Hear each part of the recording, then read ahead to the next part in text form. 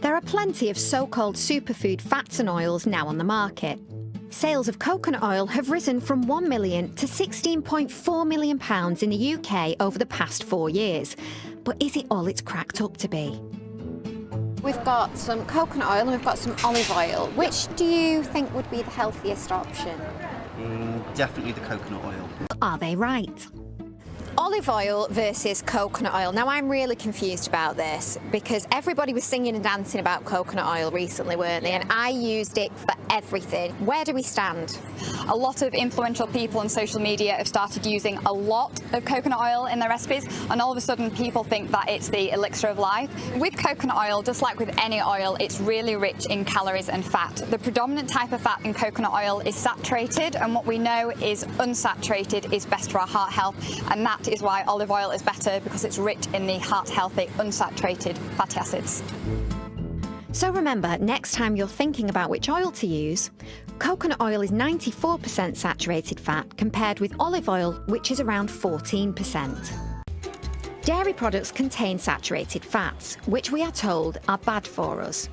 According to a recent survey, 1/5 of under 25-year-olds are completely cutting them out of their diets. But why? If I was trying to lose weight, I would definitely cut out the cheese. Do you have dairy in your diet at all? Try not to have too much of it. I know how bad it is for you. Not so much, probably because of the fat content in it. I think it's just subconscious. I think it is because they are known to be high fat.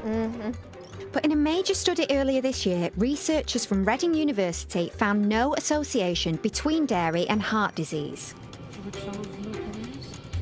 The overall evidence is that higher consumption of dairy, particularly milk, cheese and yoghurt, ignoring butter, actually do not give rise to an increased risk of cardiovascular disease or type 2 diabetes.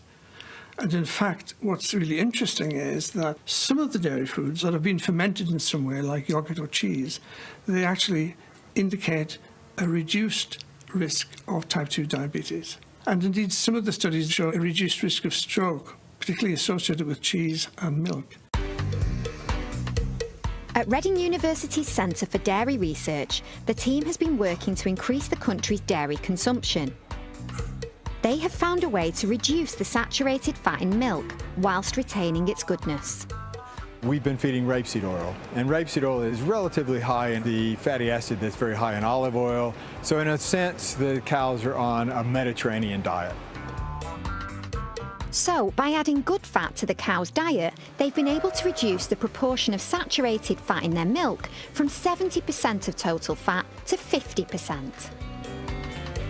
If we can reduce the amount of saturated fatty acids that are in the milk that the cows produce, then those saturated fatty acids never enter the food chain. So globally, we can have a major reduction in the amount of saturated fat that people are consuming worldwide.